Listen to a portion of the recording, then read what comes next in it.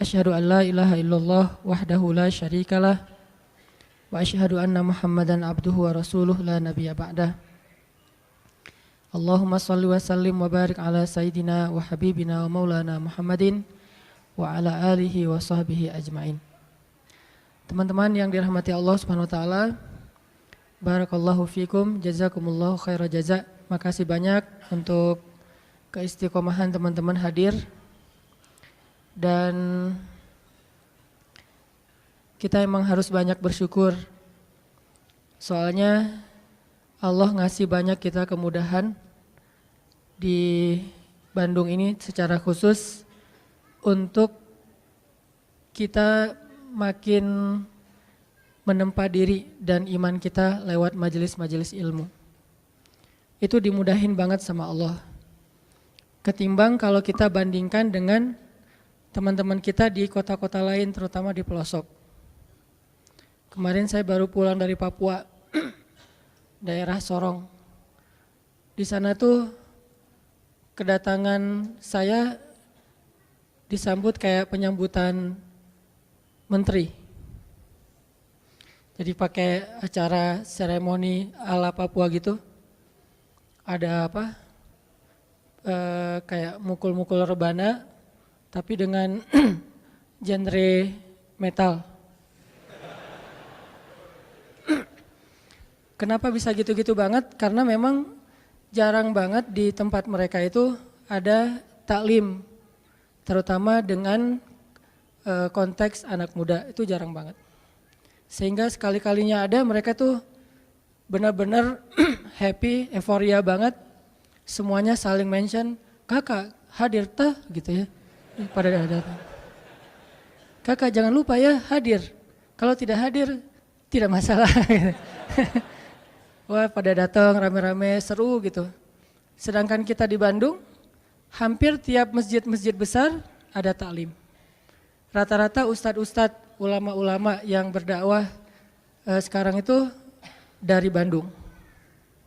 Sehingga kita bisa dengan mudah mencari ilmu, belajar, duduk dalam majelis-majelis para ustadz, para ulama, dan ini harus kita syukurin supaya Allah Subhanahu wa taala menjaga kebaikan ini di kota Bandung yang kita cintai.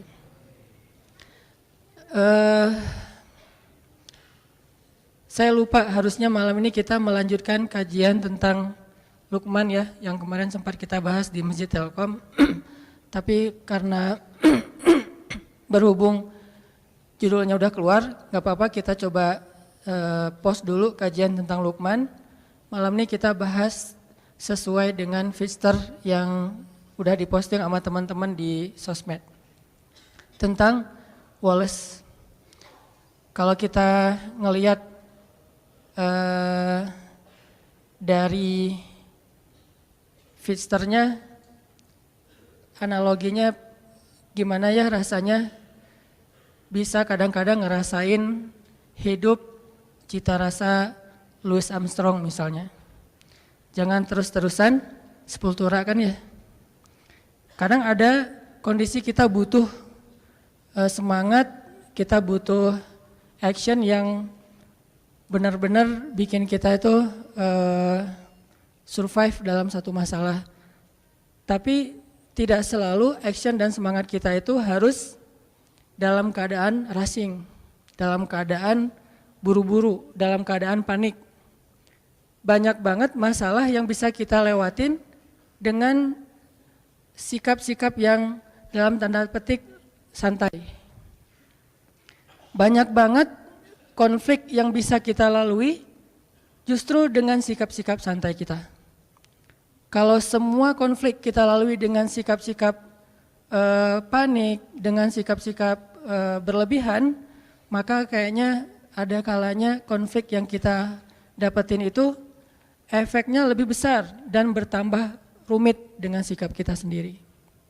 Bisa konflik dengan orang tua, konfliknya mungkin salah paham atau udah agak kurang nyambung nih antara kita dengan orang tua. Orang tua punya angle kita juga punya pola pikir kita sendiri. Gak nyambung, gak usah masalah yang rumit, masalah milih jurusan aja kadang-kadang nggak nyambung nih antara kita sama orang tua. Apalagi milih jodoh. Itu kan pasti paling berat kan ya. Susah banget ngelawan dua hal yang sama-sama sakral. Satu perasaan cinta, kan sakral banget tuh. Kedua lagi perasaan orang tua. Ini konflik yang luar biasa nih. Gimana ngehadapin yang kayak gini-gini tapi dengan sikap yang tidak menambah masalah. Kalaupun tidak mengurangi, minimal tidak menambah masalah. Gimana kita tetap bisa santai, woles dalam kondisi-kondisi yang sulit, kayak konflik tadi. Atau juga mungkin bagi yang udah nikah, walaupun di sini sedikit kayaknya, konflik sama pasangan. Memangnya selalu konflik itu bisa kita lalui ketika saling bersitegang? Memangnya konflik itu selalu bisa kita lalui dengan berdebat? Walaupun ada kalanya debat itu bisa memperbaiki keadaan, memperjelas situasi, atau minimal klarifikasi terhadap hal-hal yang mungkin tidak diketahui. Tapi lebih banyaknya justru masalah-masalah pribadi dilalui itu bukan dengan berdebat, justru dengan diam. Bukan dengan berdebat, justru dengan mendoakan di dalam doa masing-masing. Bukan dengan debat, justru dengan muhasabah diri, dengan menenangkan diri. Sehingga Nabi kan mengajarkan kalau kita marah, berdiri suruh duduk. Bukan berdiri suruh lari kan ya, berdiri suruh duduk. Atau dalam keadaan marah disuruh berwudu. Ini tips-tips teknis yang nilainya sebetulnya sama aja. Berusaha untuk menenangkan diri dan melewati suatu masalah itu bukan dengan kepanikan. Bukan dengan emosi yang membara. Nah, bisa nggak kita ngelalui hal-hal yang kayak gini? Atau dengan teman yang sama-sama sedang bersaing ngecengin seseorang yang sangat istimewa. Bisa nggak fair play lah ya? Gimana caranya? Apalagi beda sekolah. Bisa nggak dengan sikap woles kita menghindari tawuran? Dengan sikap woles kita nggak ada lagi perang antar kampus atau antar sekolah. Ini semuanya diajarkan oleh Al-Quran, walaupun dengan contoh kasus yang berbeda-beda. Bahkan yang diangkat oleh Al-Quran, kasusnya lebih berat loh dari konflik atau masalah yang kita hadapi. Termasuk yang dicontohkan Nabi di dalam keluarga beliau. Saya sering banget ngisahin kisah keluarga Nabi di mana sikap woles Nabi itu justru nyelesain masalah sama istrinya. Kadang kita berpikir ketika ada konflik antara kita dengan seseorang, sikap tegas kita, sikap keras kita, sikap belak-belakan kita itu bisa mengklirkan masalah. Tapi seringkali ternyata justru memperunyam masalah. Gimana harusnya? Masa saya diam aja? Kadang diam itulah penyelesaiannya. Kadang ya, nggak selalu. Tapi kita kadang malas menggunakan kartu ini nih, kartu diam, kartu muhasabah diri, dan kartu doa. Begitu ada masalah sama seseorang, kita diam, kita wudhu, terus kita sholat, habis sholat kita doain dia. Sebutin namanya, nanti coba rasain bedanya suasana hati kita tentang dia sebelum dan sesudah doa, before dan after. Mungkin selama ini karena kenapa kita agak susah untuk recovery, susah untuk bisa nyaman lagi dengan orang yang punya konflik sama kita, mungkin kita nggak pernah nyebutin nama dia di dalam doa kita. Hanya doa untuk diri sendiri doang nih. Ya Allah sabarkan saya, sabarkan saya. Coba ditambah, ya Allah sabarkan saya. Ya Allah sayangi saudara saya Fulan bin Fulan. Mungkin dia nggak sengaja, maafin dia. Kalau dia benar, maafin saya. Sebutin namanya, lalu coba rasain bedanya perasaan kita tentang dia before dan after kita berdoa dengan nama itu. Kadang kartu ini bisa benar-benar menyelesaikan masalah kita secara amazing, secara ajaib yang kita nggak pernah mikir gitu bisa selesai. Dan Nabi mencontohkan buat kita gimana woles itu benar-benar bisa menyelesaikan masalah, terutama masalah-masalah yang hubungannya dengan pribadi. Beda lagi nanti kalau masalah negara, masalah agama kan setiap urusan itu ada sikapnya. Tapi kalau dalam masalah pribadi saya kira sikap woles ini paling dominan yang harus kita sering gunain. Contoh yang saya pernah cerita wolesnya Nabi kepada istri-istri beliau, salah satunya kepada Aisyah, pas Aisyah cemburu. Ketika Aisyah lagi cemburu, marah-marah, terus minta diantarkan ke rumah Abu Bakar kan, Nabi cuma bilang ya udah saya antarin ya, malah mau dianterin. Aisyah juga mau bilang enggak, bingung gitu, karena keluar rumah sendiri mungkin malam-malam agak susah, mending dianterin sama suami. Ya udah deh, dalam keadaan marah Aisyah pun berkomunikasi sama Nabi. Ya udah saya anterin ya, ya udah nggak apa-apa, tapi marah gitu, dianterin. Naik ke atas kuda, Nabi memberikan lututnya sebagai pijakan bagi Aisyah dalam keadaan marah. Apakah Nabi tidak marah? Mungkin Nabi juga marah, mungkin Nabi juga tersinggung dengan sikap Aisyah, tapi tetap bisa ngejaga emosinya dengan sangat woles. Nabi jongkok, terus meletakkan lututnya di depan Aisyah, tangannya diberikan. Coba gimana cewek teh digituin? Apa enggak kelepek-kelepek ya? Lagi mana nih Aisyah? Mau naik sendiri ke atas kuda, susah. Mau pakai bangku nyari-nyari dulu. Ya udah deh, apa yang ada di depan ya udah pegangan tangan. Sentuhan itu menurut beberapa penelitian memberikan efek luar biasa secara psikis kan ya. Sehingga ada, saya pernah baca artikel nih, entah kebaca entah sengaja nyari ya. Ternyata meluk itu, pelukan itu memberi efek yang luar biasa kepada pasangan atau kepada anak. Sehingga minimal kita harus memeluk pasangan kita, maaf ya nanti dipraktekin ya. Minimal dalam sehari kita memeluk pasangan kita 20 detik minimal. Dan saya mah kayaknya lebih dah itu mah. Minimal 20 detik. 20 detik ini sekali meluk ya. Bukan sekali meluk sedetik terus 20 kali, nggak ngaruh juga sih. Satu kali meluk 20 detik, itu ngefek. Nah, Nabi meletakkan kakinya, lututnya untuk jadi pijakan buat Aisyah, memberikan tangannya, sentuhan tangan, kemudian diangkat naik ke atas onta atau keledai atau kuda, jalan ke rumah Abu Bakar. Sampai di rumah Abu Bakar, Nabi dengan santainya nanya kepada Aisyah, Aisyah boleh nggak saya ngomong lebih dulu? Akhirnya Aisyah bilang boleh, tapi jangan ngomong kecuali yang benar ya. Lagi marah Aisyah teh. Nabi woles, yang nggak woles justru Abu Bakar. Abu Bakar marah, mukulin Aisyah di bagian pundaknya, pukulan yang tidak melukai, dipukul sama Abu Bakar. Ya Aisyah, kenapa kamu bicara kayak gitu kepada suami kamu dan dia adalah Rasulullah? Allah aja percaya sama dia, masa kamu enggak? Terus Nabi menengahi gitu. Kata Nabi, ya Abu Bakar, saya tidak ngantar istri saya ke sini untuk kamu sakiti. Kalau kayak gini mending saya pulang aja. Maaf ya Rasulullah, maaf. Akhirnya Abu Bakar minta maaf. Rasulullah lihat ke belakang, tuh Aisyah, kan aku belain kamu kan? Akhirnya Aisyah, ya deh gitu, udah. Coba, Nabi menyelesaikan masalah dengan pasangannya, bukan dengan Aisyah. Bukan, ya udah aku anterin deh. Ini kayaknya kita harus belajar nih akhlak kayak gini. Dan saya juga masih belajar. Kalau teman-teman, nggak apa-apa kalau nggak belajar, karena juga nggak tahu praktekin ke siapa kan. Nanti aja deh belajarnya. Sekarang dengerin aja dulu. Susah nih hilang dari tema ini. Tuh Wallace menyelesaikan masalah. Gimana caranya hidup dengan cita rasa Louis Armstrong tadi misalnya, dalam tanda petik gitu. Walaupun kadang butuh cita rasa sepultura gitu, ketika kita lagi dalam keadaan semangat pengen sukses apa segala macam, butuh rushing kayak gitu. Tapi ini dalam kondisi yang sulit, dalam kondisi yang tertekan, dalam kondisi konflik, kadang memang Louis Armstrong itu menjadi cara buat kita menyelesaikan masalah. Ibarat orang lagi sakit kepala, kadang bukan minum obat yang pahit obatnya, tapi tidur. Dia tidur selesai. Ketika orang lapar, kadang-kadang bukan makan nasi, tetapi ketemu teman bisa hilang laparnya, teman TTM. Nah, ini semuanya masuk dalam materi tentang gimana punya sifat yang wikor.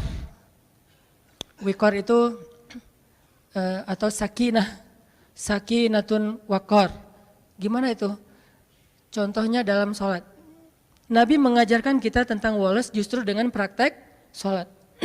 Gimana walas dalam sholat? Salah satunya adalah ajaran Nabi, kalau kita datang ke masjid dan kita mendengar di masjid orang udah mulai sholat, imam udah takbir, maka jalanlah dalam keadaan sakinatun waqar, dalam keadaan tenang dan gak usah terburu-buru.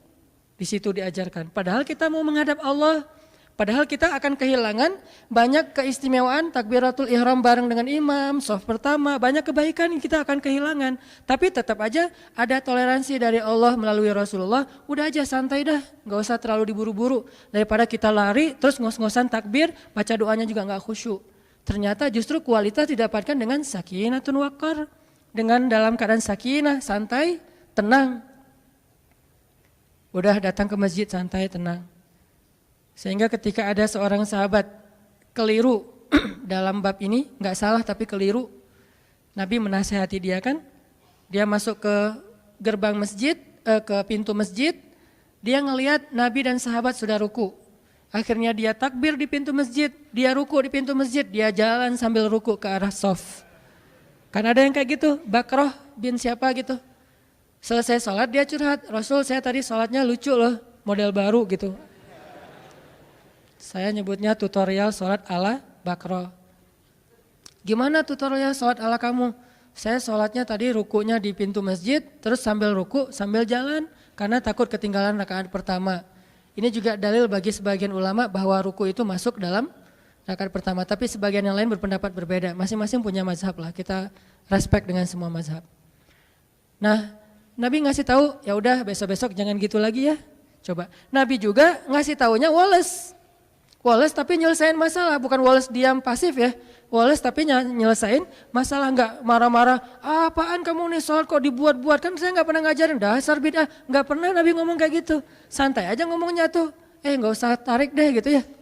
Biasa aja, nggak usah nyolot kalau bahasa anak ini mah.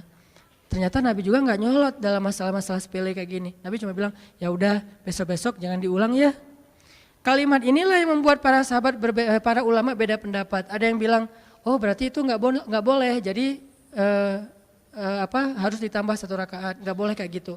Ada yang bilang, oh itu boleh, cuman makruh. Buktinya Nabi mengatakan, ya udah besok-besok jangan diulang. Seandainya nggak sah, pasti Nabi suruh ulang.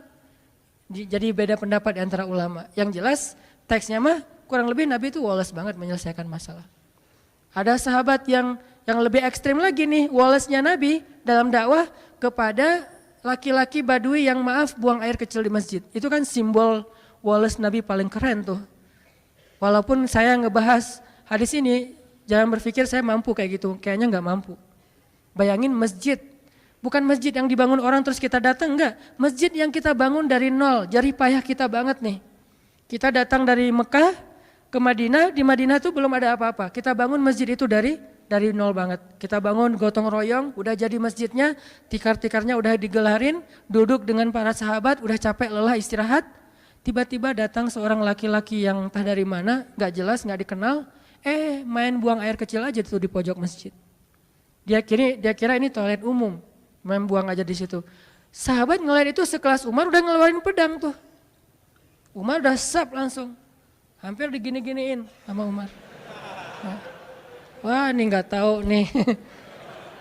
Umar udah ngeluarin pedang. Sahabat-sahabat lain udah merah mukanya, udah mau digebukin aja rame-rame. Nabi yang paling mencintai masjid di antara semua umat Islam. Jadi jangan bilang misalnya, Nabi bisa kayak gitu berarti biasa-biasa aja perasaannya dengan masjid. Enggak, Nabi itu paling cinta rumah Allah.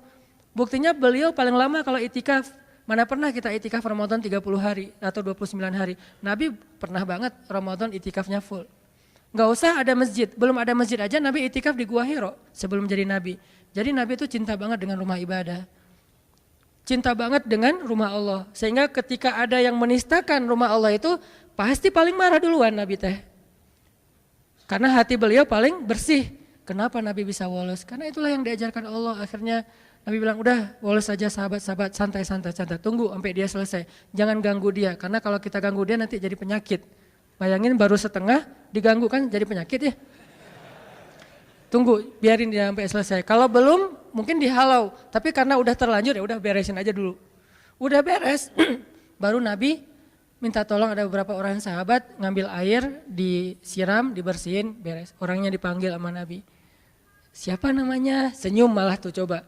Jadi kalau kita belajar Islam rajinnya justru cemberut, kita ini nggak ikut sunnah Nabi. Kalau makin kita belajar Islam makin rajin senyum, berarti kita ikut sunnah Nabi. Karena sunnah Nabi yang paling luar biasa itu senyum. Bahkan kepada orang yang gak ngerti, disenyumin sama Nabi. Siapa namanya, kenalan. Coba lihat KTP-nya, SIM dan segala macam. Bahasa kita. Ini mah kita ya. Ambil kenalan, udah kenalan, udah ngobrol-ngobrol baik. Akhirnya Nabi ngasih tahu, ini tuh rumah ibadah. Kami mensucikan tempat ini karena kami di sini menyembah Allah Subhanahu wa taala.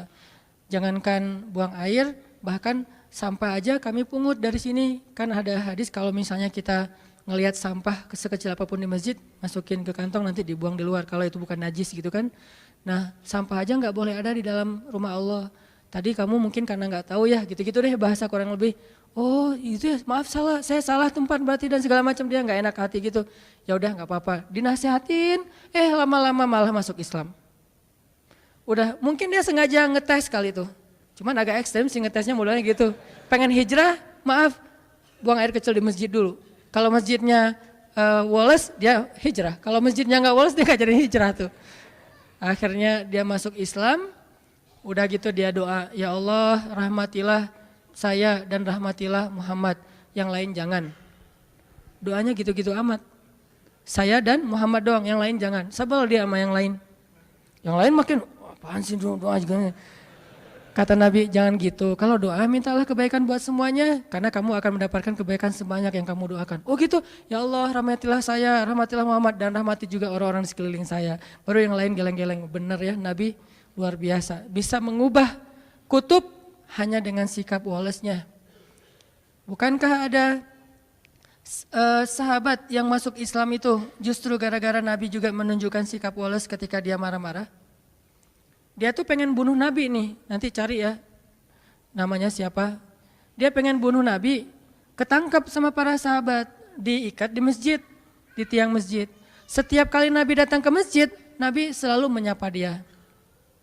Gimana kabarnya? Tahu, kata dia. Oh ya udah, masuk. Besok datang lagi. Nabi ini kayak udah tahu orang diikat, tanya kabar gitu ya. Gimana kabarnya hari ini, udah makan belum? Tahu orang lagi diikat gini, nanya kabar, marah. Nabi bawa makanan, nih ada korma, tapi nggak diracun, korma aja. Korma air, Nabi ngasih dia air, tapi diikat tetap diikat. Kenapa kok bisa gitu? Karena hak agama, tetap hak agama nggak boleh kita curangin. Kalau kita mencurangi hukum Allah, berarti kita zalimnya ke Allah. Karena kita terlalu ngeringanin, terlalu nggak tegaan, akhirnya kita mencurangi hukum Allah. Tapi jangan sampai kita menjalankan hukum Allah sambil mencurangi hamba Allah. Inilah indahnya Islam, pertengahan banget nih. Tegas, tapi nggak zalim. Ada orang yang tegas, keras, zalim. Ada yang terlalu lemah, akhirnya jadi kezaliman merajalela. Nah, Nabi tetap mengikat dia di tiang masjid, tapi dikasih makan. Dan makan itu, makanan yang Nabi makan, bukan sisa. Dikasih minum, disapa, diperhatikan kalau lagi malam pakaiin selimut biar nggak kedinginan. Tapi tetap diikat di masjid. Dia bisa duduk tidur sambil duduk di tiang masjid.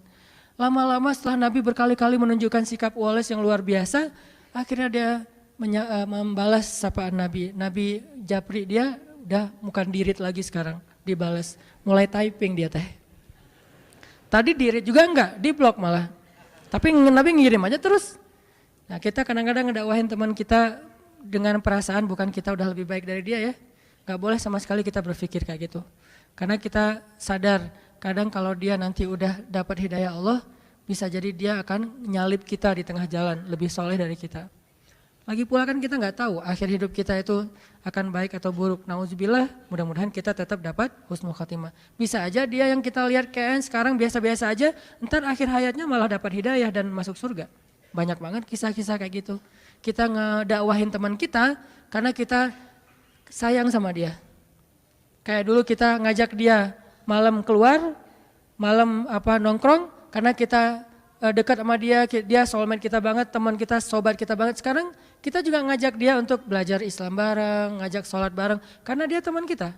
Sebagaimana dulu kita ngajak dia kepada hal yang kita senangi, sekarang juga kita mengajak dia kepada hal yang kita senangi dan insya Allah baik. Bukan karena merasa lebih baik. Kalau disikapin kayak tadi tuh, nah di situ belajar nih. Saya juga masih belajar banget gimana bisa woles. Nggak gampang emang, karena ini urusannya emosi kan, perasaan. Kalau urusannya logika doang sih bisa, tapi kalau udah perasaan kadang-kadang subjektif, egois sih kadang-kadang kita mah. Nabi bisa menekan perasaan itu. Sehingga Nabi menunjukkan sikap paling baik, akhirnya orangnya membalas ketika Nabi bilang, gimana kabarnya hari ini? Baik Muhammad, udah lembut ucapannya. Udah pakai emoticon senyum. Oh udah beda nih, tadi kan gak ada gitu-gituan.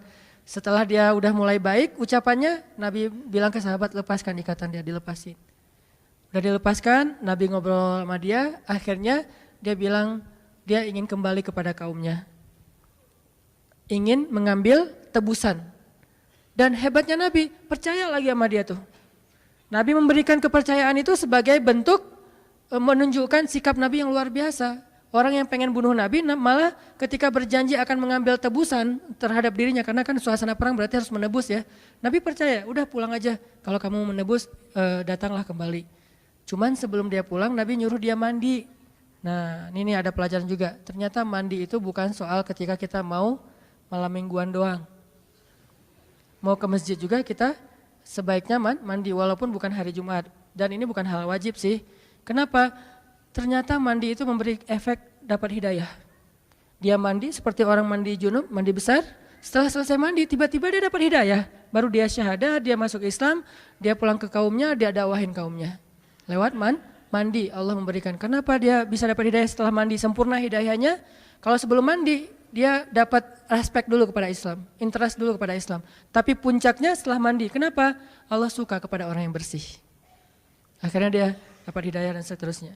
Ini sikap-sikap Nabi yang luar biasa, walas terhadap orang lain. Sikap sahabat juga banyak, terutama dalam kondisi-kondisi yang sulit dalam peperangan. Walaupun memang sebagian besar kisah di Al-Quran itu peperangan. Bukan berarti kita disuruh perang, bukan. Karena kondisi paling sulit itu kan dalam kondisi peperangan kan. Kayak sekarang di Palestina, di Suriah. Lapar-laparnya orang Indonesia pasti beda lah dengan di Rohingya. Selapar-laparnya orang Indonesia beda dengan Suriah dan Palestina, pasti beda banget tuh. Lapar di sini kita masih bisa nyari, kita masih punya keluarga, punya teman, masih ada. Paling lapar kita di sini tuh dan